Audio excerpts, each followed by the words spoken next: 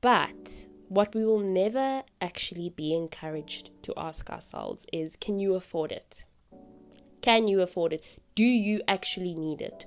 What purpose will this actually serve in your life? Quite luxurious. It's a little bit more on the fancier end of things.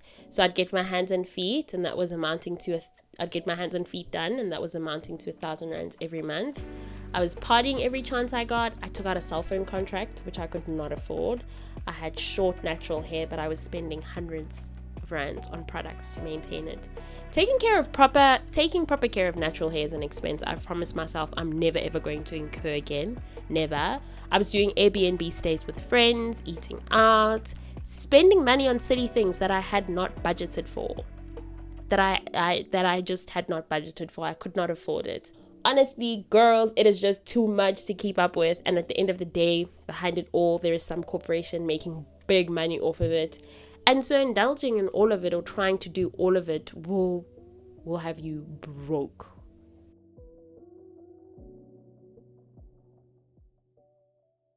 Hi community, welcome back to Acupfulll. Thank you so much for joining me. I really do appreciate it.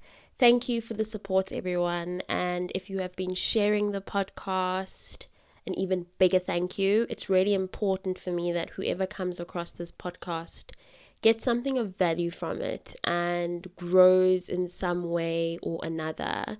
So if you are somebody who has been sharing the podcast, obviously, and if you are listening, even starting up conversations with other people around topics that I touch on, then I'm definitely achieving the thing that I'm wanting to achieve through this podcast. So again, thank you.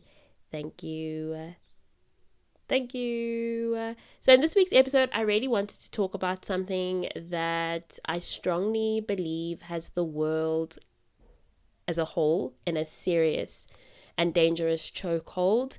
Overconsumption of things, of goods. And as someone who is always advocating for wellness and encouraging everyone to take care of themselves, I thought that it would be very important to peel back the layers on this one and really talk about it. So we all know, I know you know, that we live in a very capitalistic world, capitalism driven world, and businesses have become pros at using various measures to sell their products. And with the rise of social media over the last few years, many of these businesses have made a fortune. Everything from wellness to beauty to fashion, these are industries that are raking in millions, if not trillions a year. Let's look at wellness. So I love it. I advocate for it, but I always say you need to work from the inside out.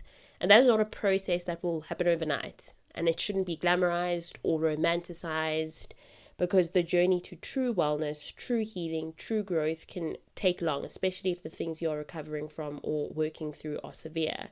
You cannot just take a pill or read one book or wear a specific outfit or repeat affirmations and then boom, you're all good. That's not how it works. But that is most definitely not what the wellness brands or businesses are going to preach to you, or how they advertise things, because they are running a money-making system, and they are probably going to tell their consumers what it is that they want to hear and not necessarily what they need to hear, because what they need to hear might not be what sells. And that really bothers me. It frustrates me so much because it has the potential to mislead or put people's lives in danger. And over the years, there's continued to be a surge of people that are coming out of the woodworks and exploiting people's pain and their suffering under the guise of being wellness gurus, life coaches, spiritual leaders, or experts with healing powers. And they are misleading people that need actual professional help, and they're leading them down a path of experiencing more trauma, more pain, and just having more things to deal with, which is just so inhumane. It's so unethical. It is very disturbing. People are doing this taking advantage of other people's pain and their suffering just so that they can make money, to live lavishly, to feed their habits, whatever they would be doing with that money. I recently watched a documentary that was done by BBC, the news network. They did an investigation into an Instagram model, real life model, then became an Instagram model, and then became a wellness guru. And she also claimed that she had a spiritual gift and she could hear a voice that would guide her and help her heal other people. But what she actually was doing was trafficking women and forcing them to live in some of the worst conditions under the guise of moving to the United States of America. And she would then tell them that you're going to get a job here, I'm going to help you make a lot of money. But they were living in horrible conditions. The one lady moved from her home country to the United States to become her personal assistant. And initially, when they started talking on Instagram, so she had like this open DMs kind of system on Instagram where you could reach out to her and you could talk and she would help you and guide you through whatever you're going through. And she'd even sell people programs that would help them get a better life or a new life and start afresh and work through whatever they were suffering through. And she said to that lady, you can come here, work for me, live with me, and I'll take care of you. I will help you heal. And she wants you to open up to her. You open up to her and you tell her all of your pains and your sufferings and your secrets. And then when you get to the United States, she uses all of this against you. She threatens you. She would keep these women's passports. She made another woman work in a strip club and would take all of her earnings when the whole wellness guru thing wasn't working anymore. So yeah, I don't want to spoil it, but I definitely do recommend that you watch it. Please do watch it. Just bear in mind that there are those elements. There is a lot of human trafficking that you will hear about and abuse. So just be aware of that. But I will link it in the show notes. It's just really, really scary what people that are unwell themselves, I'm going to say, because anyone that does that to anyone, to another human being, there's something that's seriously wrong with them, and they either need to be locked up in a prison or they need psychiatric assistance. It's very scary that anyone can just call themselves a wellness guru or a life coach or a spiritual leader. So yeah, again, I will leave that in the show notes. So according to a global wellness report, the wellness global business was worth 5.6 trillion revenue in 2022. That is just mind-blowing. Research from the nonprofit organization said the industry has grown from $3.4 trillion in 2013 and by 2027 is expected to grow an additional 57% to 8.5 trillion, about twice as large as Germany's gross domestic product. So this is, at the end of the day, an industry that is making so much money. But please don't get me wrong. I am not at all saying that the wellness industry is all doom and gloom, not at all, because there are so many practically helpful aspects of it and that actually do contribute towards people's well-being and really help people out. Things like exercising, eating well, meditating, reading self-help books, but self-help books that are written by people that have the qualifications and professional experience to be writing on certain things such as trauma and dealing with it. This actually reminds me of one said healer, I don't know, self-help guru, very popular. I don't want to name names. I don't know if I'm allowed to do that, but maybe you might be familiar with him. He is world renowned and he's written maybe a book or two or three, and he always has really high profile guests on his podcast. He was a monk previously, and there were a lot of stories coming out years ago and then again recently that he is quite the scammer and that he doesn't actually have the expertise that he claims to have, and that he is quite misleading. And then I saw a couple of book reviews from one of his more recent books where people were saying, the people that have read it, they were saying that the book is more of him sharing his personal stories. There aren't any expertise, and so the book isn't necessarily helpful. And that's why I wanted to bring across the point that self-help books, especially when it's focusing on a very specific thing such as trauma or dealing with a certain kind of emotional pain, it's always very helpful for me anyways.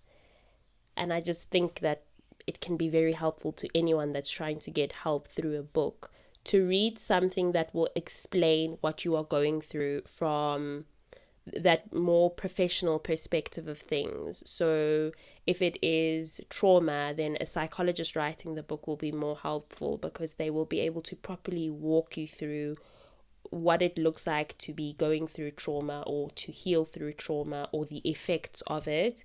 And I can always write a book about my trauma and call it a self-help book and say I'm sharing my personal story and that I'm doing it with the aim to help other people. We can all write self-help books, but I think it's more helpful when it is coming from someone who actually knows what they're talking about and who are going to be able to walk you through what it looks like to practically heal when you have got a lot of trauma that you need to deal with. Not me writing a self-help book with the intention to inspire you to heal and grow. So yeah, there are just so many chances and they're getting away with it because also people are desperate to get help. People are desperate to heal. And again, it breaks my heart. It's very, very disheartening to see how people are taking advantage of other people's pain and in a way are going to set them back if they are sharing information that is misleading just to make money, just to feel good about themselves. I don't know why they even do it. But yeah, what I am trying to say is that some companies are just wanting to make money. Some individuals are just wanting to make money and push the idea that if you buy this supplement and this weight loss tablet and that drink and that book and that program, it will aid your healing process. And the thing with this is that it is never buy one thing. No, there's always another after the last one. And now most industries, including the wellness ones, are making use of influencer marketing to convince people that they need more supplements, more powders, such as greens. Greens are a big thing. More of the athleisure outfits, more.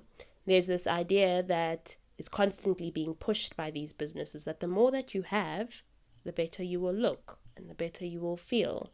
But that's false. And that can be best understood as consumerism. So if you are not familiar with what consumerism is a theory that individuals who consume goods and services in large quantities will be better off. So when it comes to the wellness industry, the more you buy, the better you will feel. And when it comes to the beauty industry, it is the more you buy, the prettier you will look. Or the more cosmetics procedures you get done, the more desirable you will be. And the fashion industry will say the more clothes you purchase, the more confident you will feel. But what we will never actually be encouraged to ask ourselves is, can you afford it? Can you afford it? Do you actually need it? What purpose will this actually serve in your life? And I'm not just talking about a today purpose. I'm talking about a long-term purpose. Because if you are spending money on something, it's got to last you. It's not something that you should be using for a short period of time. Really, honestly speaking. Do you want this or need this? Or is your favorite influencer who is being paid by a specific brand convincing you that you want or need it? Is this a practical purchase or is this just going to be a waste of money? It obviously hasn't been helpful for many of us that with the rise of social media has come even easier access to people's minds and pockets by many businesses. And the truth is that so many people fall into the trap of consumerism. I have in the past, and it got me into some serious debt, girl. My goodness. We'll get into that just now because I have to share. I can't not talk about this. I can't talk about this topic and then not share share my mistakes, the bad road that I've been down when it comes to buying and just not stopping. What I found from personal experience and then just really observing influencer marketing, a lot of the times you're being influenced to buy something that isn't even practical, especially for you, and you don't actually need it. You might use it once and then it's done, or maybe you would be fine without it. But if you look at what is being pushed on social media, one post after the other, is it just wouldn't be practical for you to buy all of those things that all of these people are encouraging you to buy. And that's why I'm always going to encourage anyone to be very, very intentional when they are on social media. Be extremely intentional, be very careful, and have discernment as well. It's so important to understand that a lot of what consumerism is also is fueled by trends. What it is trends. And in this heavily influenced by social media time that we live in, these trends only last for 2 weeks, maybe less, and then poof, gone, and on to the next. Today, a plant-based diet is the in thing, and then tomorrow we should be careful to look for this ingredient, and then this ingredient in the bread that we're eating. Then next week, regular chocolate cake is bad, but vegan chocolate cake is good. I found an article that explained how some of the wellness trends influencing consumers in 2024 include cleaner eating, cleaner conscience, so buying foods that have cleaner products, and the concept of thinking ahead. So today consumers are saying, according to these companies, that it is that transparency in ingredients that is important to them. And now I'm wondering what it's going to be next year and then in 2026. But I'm not going to concern myself with it, because what is going to influence my spending habits is what I can afford. Of course, as someone who cares for eating a balanced diet, that's very important to me. I'm not going to buy whatever, but what is also true for me is that I cannot afford organic salmon from Woolies. I wish I could, but I can't, because that salmon is good. But I can't, so Lucky Star Tin Fish is going to have to do it. And that it does. It's good. My family and I are always eating it. It's really, really good. Nice, quick, easy to prepare. Fish and rice. Can even have it with bab, can have it with milli rice, can even have it with bread. You can have it alone. It's still good. It is still exactly what I need for my body, and I'm still going to be fine. I'm going to be full. I'm going to be fulfilled, and I would have eaten. It's not salmon. It's not an organic salmon from Woolies, but it's still fish, and I really enjoy it. And Lucky Star, wow. You did something right over there. You really, really did. You did a little something. So yeah, it's also been the same with the body and beauty standards. Let's just walk through this one. Let me walk you through it, because I have gathered some information when it comes to this. Body goals in the late 1800s to the early 1900s with a small waist and big bust, so big boobs. And then in the 1920s, it was the petite, lean, and far less curvaceous body. The 1930s was the curvaceous body. And then in the 1940s, it was the strong, tall body type. Are you already seeing how much change has happened just in the first maybe minute or couple of 50 seconds that I've been speaking about this? And then, in the 1950s, advertisements were encouraging skinny women to take weight gain supplements to fill out their curves. And while Marilyn Monroe was largely considered the representative ideal of the era, other stars like Elizabeth Taylor famously minimized their waists while accentuating their busts. The 1960s, there was a move back to the 1930s slim figure. Supermodels like Twiggy and Jean Shrimpton popularized the miniskirt, which became a fashion staple and reinforced the quest for long, thin limbs to emulate the look. The 1970s saw the thin ideal being carried over to that decade, but with an even bigger emphasis on larger busts. Anorexia, which is an eating disorder, also began to receive mainstream coverage. Anorexia also began to receive mainstream coverage. The eating disorder also began to see a great surge. And then we moved to the 1980s. That is when the emphasis on athleticism intensified with aerobic exercise shows and videotapes. They became widespread trend and encouraged persistent diet pressures. The August 1982 issue of Time argued that Jane Fonda and Victoria Principal were the new ideals of beauty because they were both slim and strong.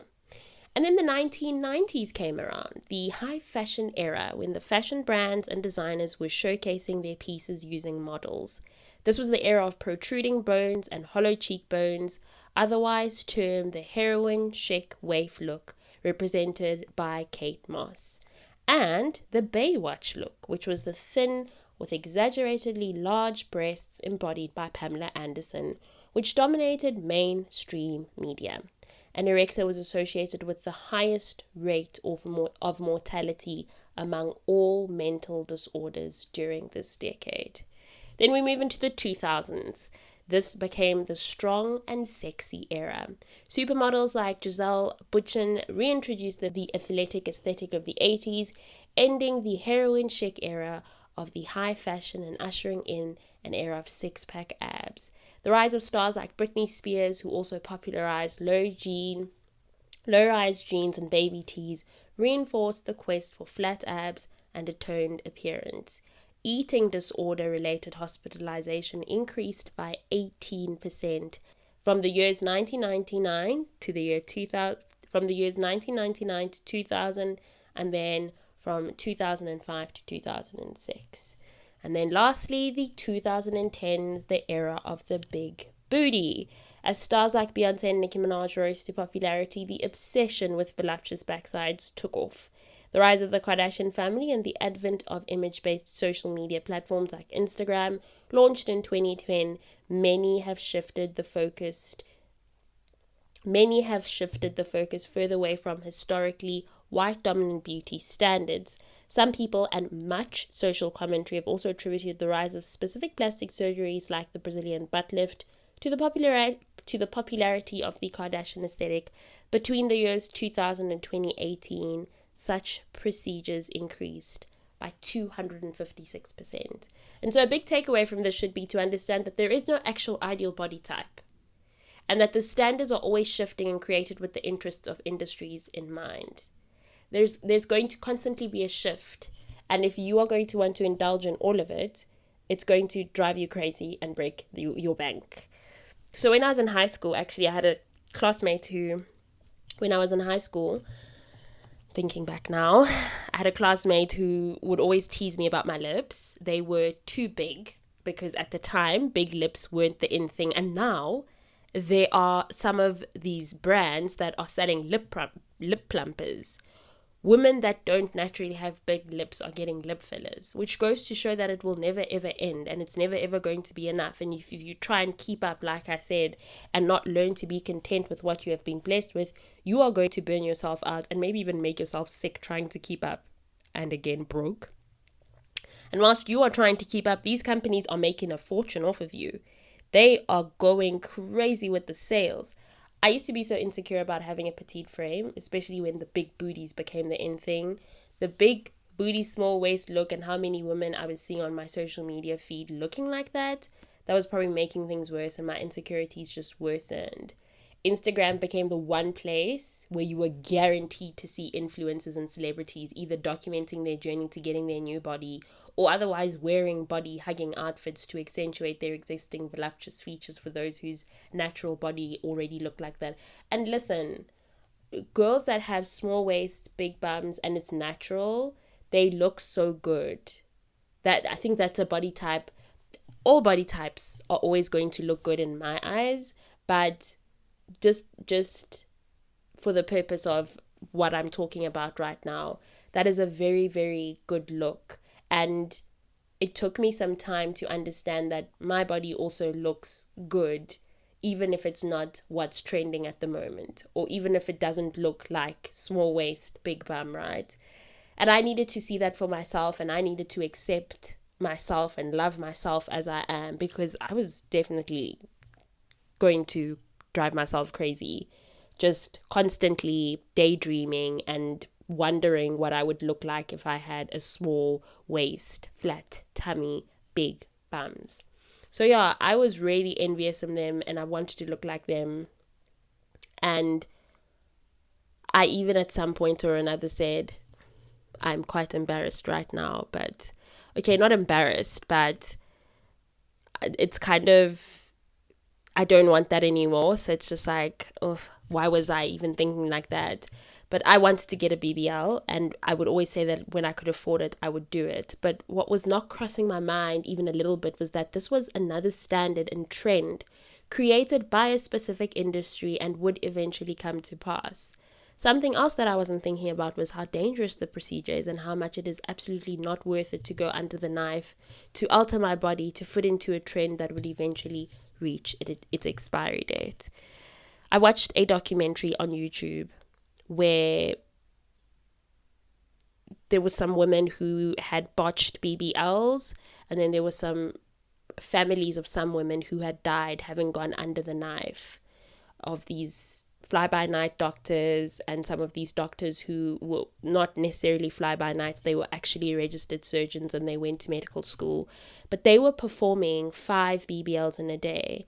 And from what I was getting from that documentary, all of the information that they put together, when a doctor is performing a BBL, when they are going to go and get that procedure done on someone, the doctors are only meant to do 1 a day.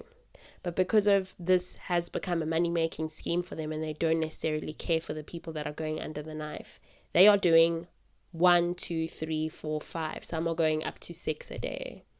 And some are not even doing it properly. Fly-by-night, original, real surgeons, they are not doing the procedures properly. And so people are either ending up with some serious complications or they're dying under the knife. So, yeah, this is just, it's not worth it to try and keep up with these trends. Because right now, there are some women that are dissolving, especially your celebrities. They're dissolving their BBLs, they're dissolving their lip fillers. There's a new trend, I forgot what it's called, where women are draining the fat out of their cheeks. Is that normal behavior? Is that normal, sensible behavior? I just want to know how you are going to look when you are 40 or when you are 50. Are you thinking ahead, or are you just going with what is trendiest? Recently, a lot of celebrities were using Ozempic to lose weight. And although I haven't done my research on Ozempic and whether it works and whether it's good to go down that road, it's just so scary to see how people are just jumping onto trends for the purpose of looking like other people, or saying that I've tried this, or saying that I've done this. And you aren't thinking about if there are going to be any health complications for you. Because the one thing that I did see is that some people end up with Ozempic face, where the face looks hollow. You literally look like you're a skeleton because of the side effects of the drug. And that's scary. That is absolutely scary. Regular people were also now going on and getting themselves Ozempic, and they were using Ozempic to lose weight. And what happened to going to the gym? What happened to eating well? What happened to just setting up a life for yourself, or creating a healthier lifestyle for yourself, where you are eating right and you're exercising and you are not trying to take the easy way out? Because for me, from where I'm standing, that is trying to take the easy way out. When you are eating well and being consistent with exercising and just striving to live a healthier lifestyle, more balanced lifestyle, that's the more challenging thing. That's a little bit more difficult to do. And so I do think that people are just wanting the easier way out. But again, I didn't do a lot of research on Ozempic.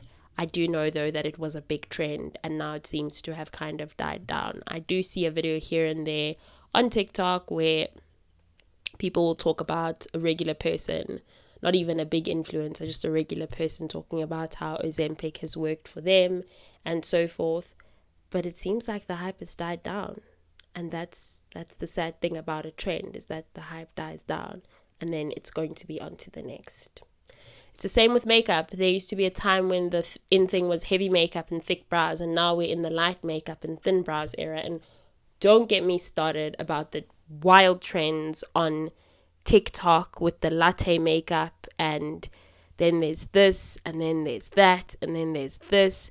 But generally right now, we're no longer in that thick eyebrow, heavy makeup, eyeshadow era of the 2015s, 2016s, 2017, 2018, even 2019. We've moved on to something else. It's the same with hair. When I was a teenager, sew-ins and braids were a big thing, and now frontals and glueless wigs are what is popping.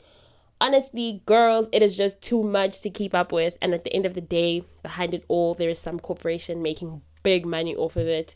And so indulging in all of it or trying to do all of it will have you broke. It will have you broke. Like I said, I once got stuck real deep in the nasty cycle of consumerism and being easily influenced by trends and wanting to keep up. So in my earlier 20s, when I started earning my own serious money, I felt like the world of consuming, buying, constantly indulging was my oyster. But it wasn't. It was making me so broke, and it left me in debt, and I had to learn the hard way. But luckily, you don't have to. You don't have to. So I got my first job when I was 16, but I started earning the big shmoney cash zoiler in 2019 when I got my first adult job. Oh, what a time. I remember my first salary was 10,000 Rands, and oh my, what a delicious sight it was for me. I was buying the sneakers. I became a big Nike girl. I was getting a coffee at Starbucks every single morning before work, and a bowl of muesli and fruits from Mug and Bean. Please don't think that I'm exaggerating, because I'm really not. I'm being so for real right now. I was buying fast fashion on an almost monthly basis. I was getting my nails done at Sorbet.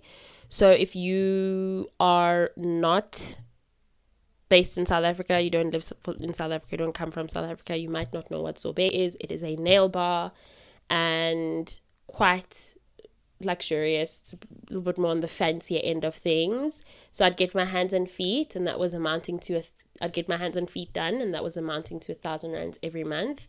I was partying every chance I got. I took out a cell phone contract, which I could not afford. I had short natural hair, but I was spending hundreds of Rands on products to maintain it. Taking proper care of natural hair is an expense I've promised myself I'm never ever going to incur again. Never. I was doing Airbnb stays with friends, eating out, spending money on silly things that I had not budgeted for. That I just had not budgeted for. I could not afford it. And then I would obviously end up going through my salary like it was nothing, which would mean I would now have to live on credit. So when my bank at the time offered me an overdraft, I took it. I said, come here, give it to me, with open arms. And then things started getting out of hand. They really did. I took out clothing accounts, short-term loans, just to keep up, and that's how I got into serious debt. By trying to keep up with trends and trying to perform financial comfort so that I could fit in and be like everyone else. I was obviously also really young and had no financial literacy, and I had a ton of insecurities, and I fell into the cycle of wanting to be what TikTok users are calling an it girl. So yeah, I also had some serious emotional voids that I was trying to fill, and it wasn't working. It was not working, and it never does. It never, ever works. I had not opened an investment or savings account. I did not even have a savings jar, nothing. But I was working and barely had any intense responsibilities. And that just isn't right, guys.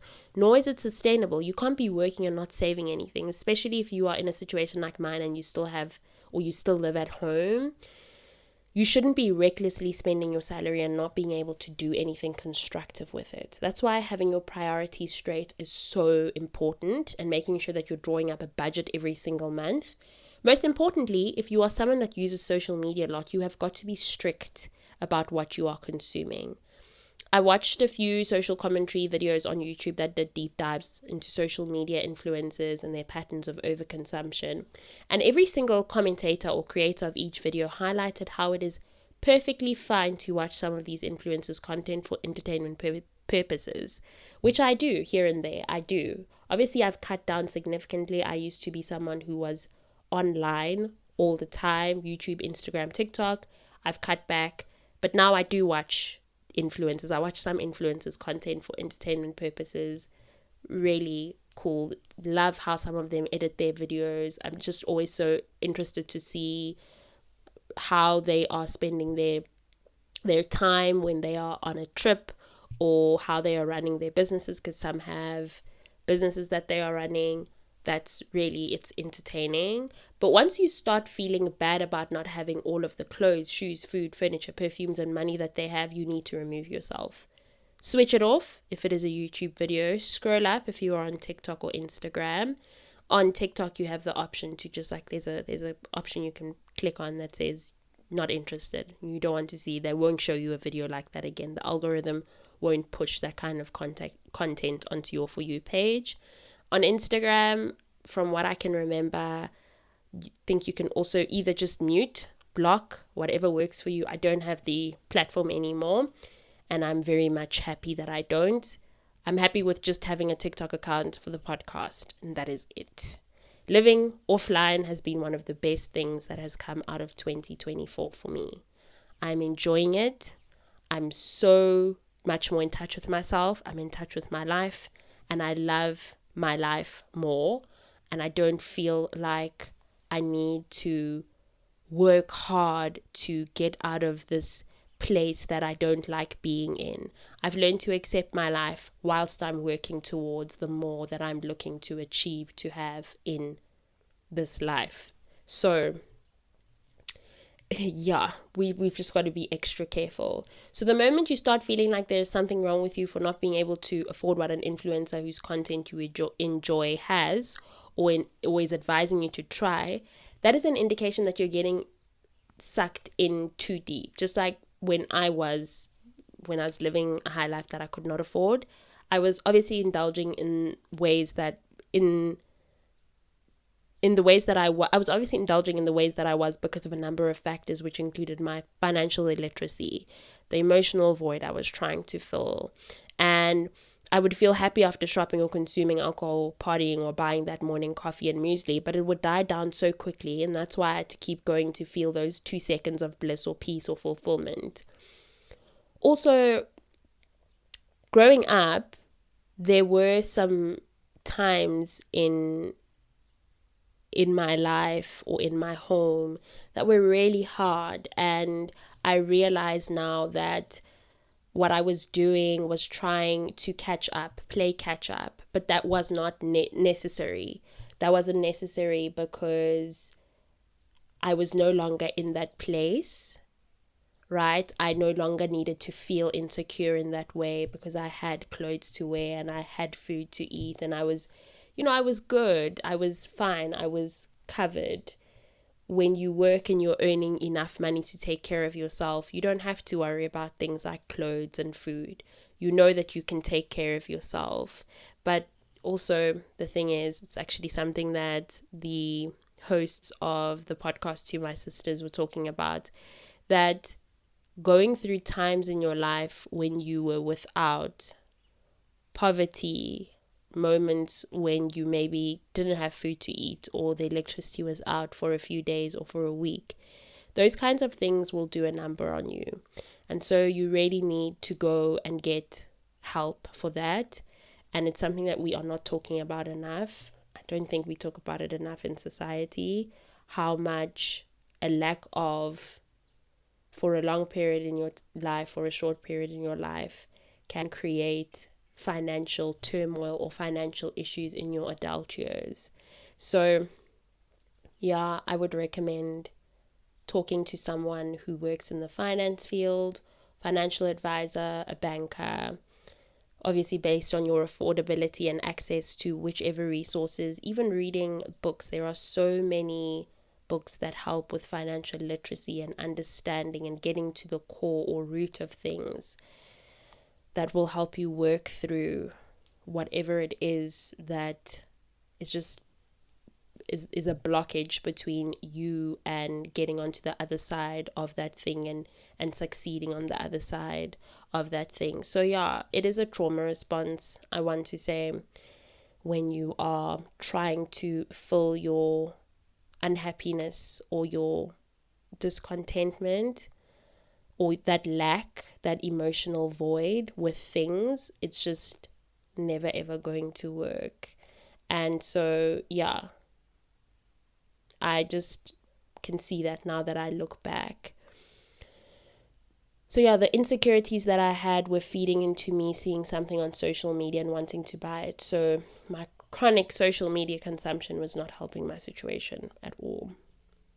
And I'm telling you all of this so that you don't have to go through it, but also to highlight that when you don't deal with your issues, they will end up converging with things like trends and social media influencers who are on a job selling you a thing or things you don't need, and a lifestyle that you don't need either. And once you are aware of these things and once you are good with yourself, you are then going to be able to spot it and not fall into the trap, because you know who you are, you know what you want, you're happy with what you have. And also for you to be pickier with what you choose to consume. When you allow it to, social media can have such a serious impact on your mind and pocket. You will find yourself spending money you do not have on things that you do not even need. And that's just the thing. A lot of the things that are being sold to us online, if you look around you, if you're someone that buys a lot of things, a lot of those things are not things that you actually practically need and that you're going to use every day. Some of these things we see on social media and the tactics that are being used are also unethical. Something I saw in a video that I watched when I was busy doing a deep dive on social media influences, overconsumption, is that one lady mentioned that it's just so unethical to be advertising certain things in a certain way or showing people unrealistic things, especially people that are, for example, if someone that is poor, that grew up poor, is going to come across a video of you doing a restock, these intense restocks where a person is filling their fridge with drinks and they're covered with snacks. It's just so unfair, and it's pushing an idea that is unrealistic onto a person and that is unhealthy, and that is going to maybe push someone to spend money that they don't have, take out a loan, to spend more on their credit card than they should be to fill that void that they might have. And whether we like it or not, someone who maybe grew up poor and didn't have these things that they are seeing in these videos might believe that the more that they have, the better they'll feel, or having this more and them being able to see this more will kind of be like a security for them that will remind them that you are not in this place that you used to be in. Now you have more, you have a surplus of. So yeah, it's also just making people believe that there is something wrong with them when they don't have all of the things that that you have, or that this person on the video is showing them. Or encouraging them to aspire to a life of being able to purchase 50 different athleisure sets or 50 different cans of cool drink. I mean, we're in a global economic crisis. Some people in some parts of the world cannot afford housing. There are various homeless people. There's a homelessness crisis in various places all over the world. Some people cannot afford to go to school. There are children dropping out of school so that they can take care of their siblings. Some are dropping out of schools because they cannot afford their tuition fees. Food is expensive, as are clothes, and there are some people who have to choose between one or the other because they cannot afford to have both. In South Africa, we have a youth unemployment crisis. There are so many graduates who are sitting at home and cannot find work anywhere. Some are even leaving to go and teach English abroad. The world of influencers and even social media itself can be so out of touch with reality. So being mindful of what you consume will help you be more in touch with your own life and even content and grateful with what you have. Also, if you give yourself a chance, you'll see that you don't actually need a lot of the things that are being shown to us by influencers, by social media. You don't need to keep up with the trends, because all you are doing is accumulating a lot of things that you don't actually need for no reason, other than because that is what your favorite influencer said is a must try, or because it's a hot thing on your For You page. And I'm so sorry to break it to you, but that can never be a good enough reason for you to buy a thing, because everyone else is buying it, or because of an influencer saying you should buy it. No. Again, I speak from experience. I can tell you now, all of the things that I bought in 2019, nowhere to be found. Nowhere to be found. Nothing. The shoes, they got worn out. Also, a new shoe came onto the scene. Something else became trendier. No, guys. Not worth it. I remember there was a time when the Ted Baker tote bag was popular on South African TikTok, and the girls were raving about it. They were also buying it. Everyone was buying it. I will not lie, it was such a cute bag, but also not the most practical item for me. And I nearly got it. I nearly bought it, but I was not going to need a bag like that in either sizes.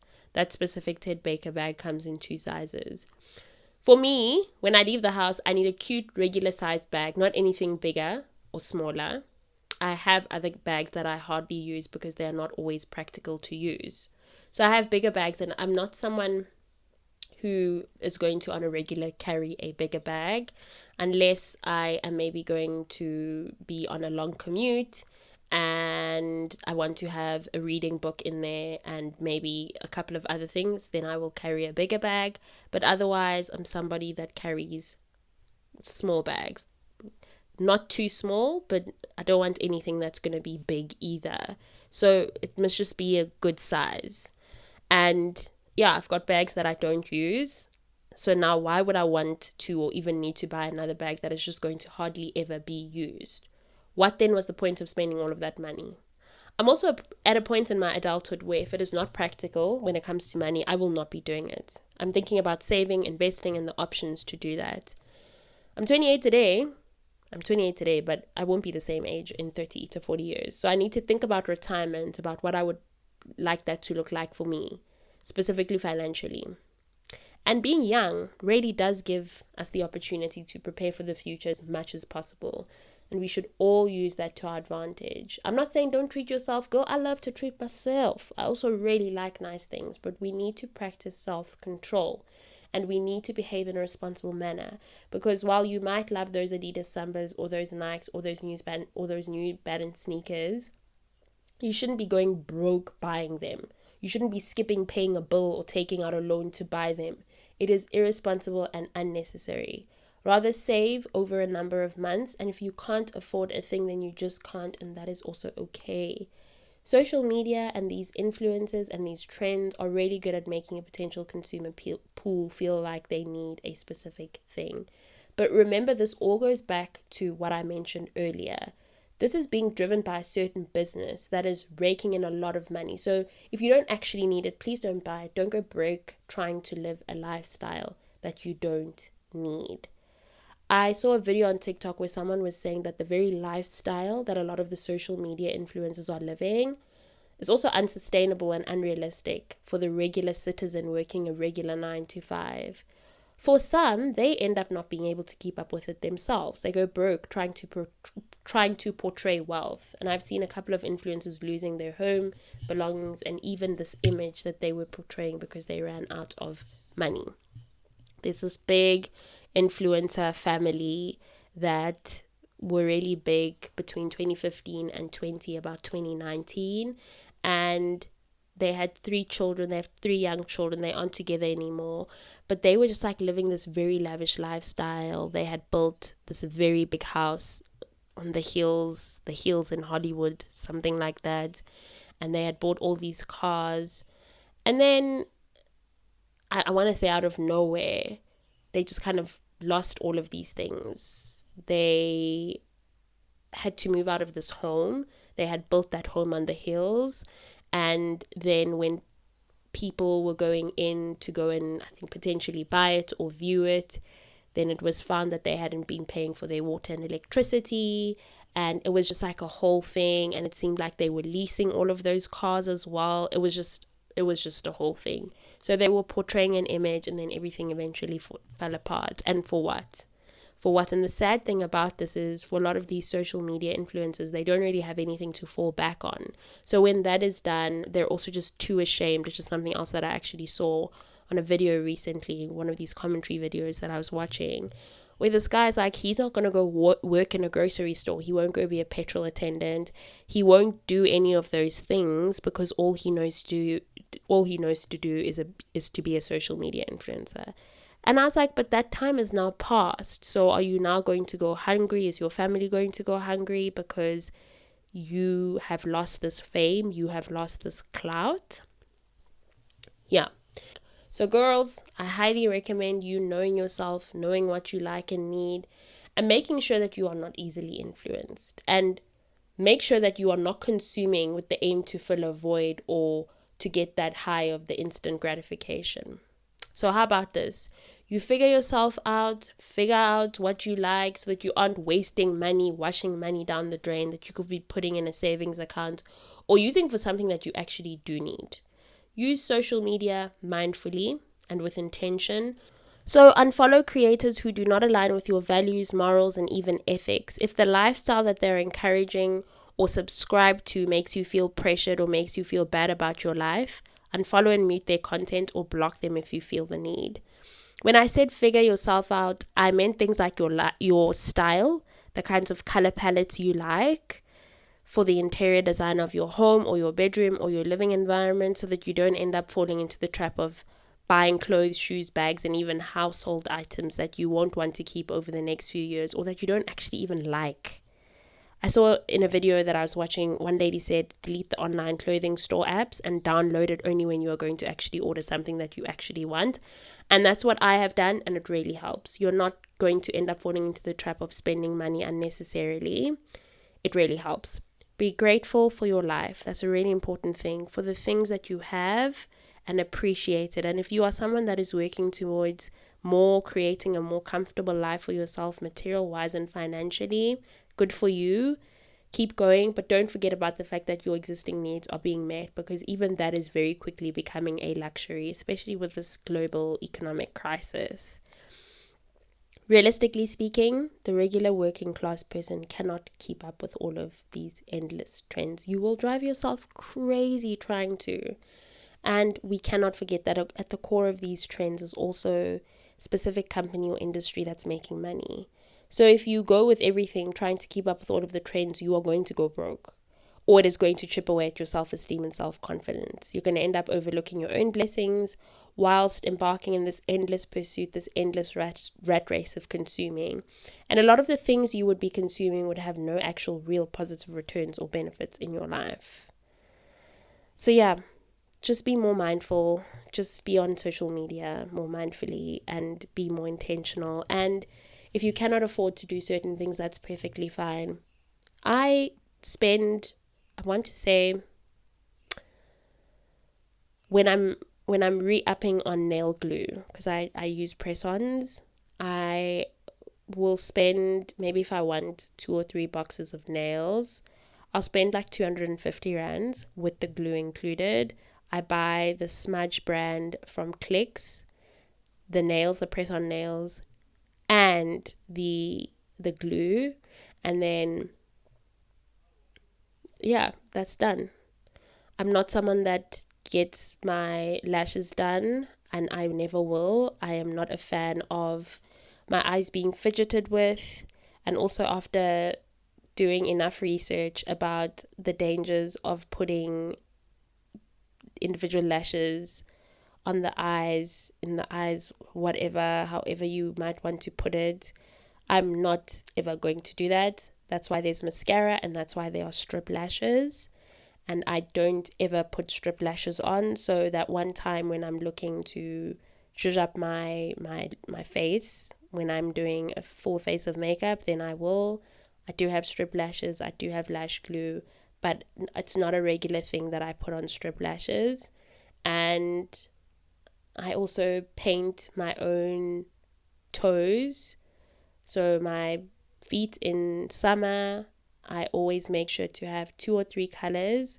I buy the Essence brand, and then I buy the top coat, and that will last. It will last me for maybe a month. Sometimes 3 weeks. Sometimes it's going to be a month, and I'm really happy with those results. And I don't spend anything more than 150 rand buying nail polish, which I'm really, really grateful for. And like I said, I'm never going down the natural hair route again. No, thank you. So I just get my hair relaxed. That's also really, really cheap.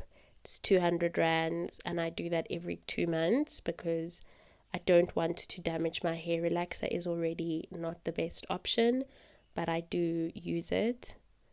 Also because I've just got very, very coarse hair, and oh my goodness, just me having natural hair is just very, very difficult to go through.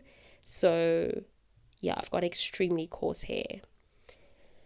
So yes, all in all, in total, when I'm doing beauty maintenance, I will never spend more than 500 rands. And I'm very happy with that. And what's great is when you have nail polish, you're not going to buy every month, so you can skip a few months. Also, same with press-ons, you get 24 in a box, and if you've bought 3 different boxes, then it won't be good for a couple of months. So then you can take the money that you were otherwise going to use when you went to the nail salon, or the money that you spend on your own beauty maintenance, and put it into a savings account. And yeah, at the end of the day, what's really important is that you feel good and that you look good, and you can definitely look good on a budget. You do not need to break the bank. You absolutely do not need to break the bank trying to keep up with trends, trying to look like everyone. I braid my hair once a year also. Once, twice a year. Twice is the most, once is the least. And I'm also trying to not manipulate my hair too much. I just like that my hair is as healthy as it is. It's as rich, full as it is. It hasn't been like this in a long time because I was also manipulating my hair way too much and using too much heat on it. So yeah, honestly, for me, nothing beats just being comfortable in your own skin and not feeling the need to constantly enhance your looks. I absolutely love how I look without the makeup. I love how I look with the makeup, and I love how my hands look without the press-ons. I love how they look with the press-ons.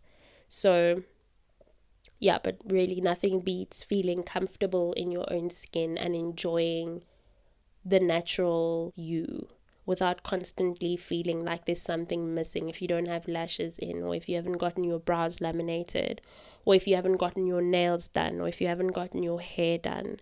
So yeah, I'm really, really proud of myself.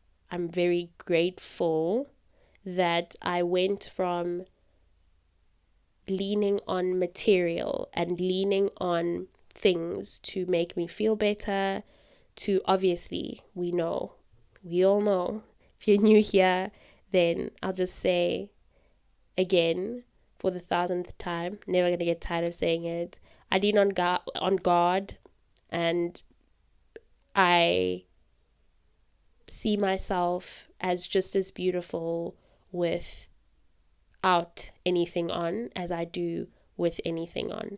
And it doesn't bother me to leave the house without any mascara on, or without any lash extensions on, or without having done my brows, or without having put on any foundation or concealer.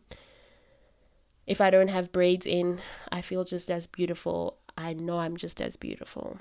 So yeah, the things will never fill the void. Buying things, constantly consuming things, is not going to be the thing that makes you feel better.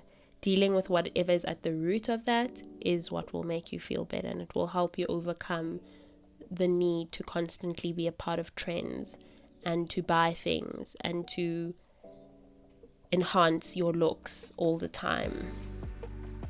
So yeah, I hope that this episode encouraged you to think a little bit deeper if you haven't been doing that thinking yet, and to just look at things from a different perspective. Also, this episode was inspired by a deep dive that I did on social media, influencers and overconsumption, and just how big companies are the main profiteers of this constant consumerism. And I've added links to some of those videos down below. So if you're interested, you can just scroll down. Thank you for joining me. This is definitely where we are ending this episode. I really appreciate that you have reached this point of the episode. Please let me know what you think. I'd really, really love to hear your thoughts. Very much open to that. A Cupful is on TikTok. The handle is at acupfulll. You are always more than welcome to DM me on there. You can otherwise email me as well. All of the information is in the show notes. Please also don't forget that you can listen to A Cupful on all listening platforms. If you want to put anyone on, let them know. Share that information with them. Have a lovely remainder of this week. Work when you need to, rest when you need to. Be kind to yourself and be kind to other people as well. Most importantly, take care of yourself and don't fall into the trap of constantly buying and feeling the need to buy things. And don't forget to keep doing the things that fill your cup.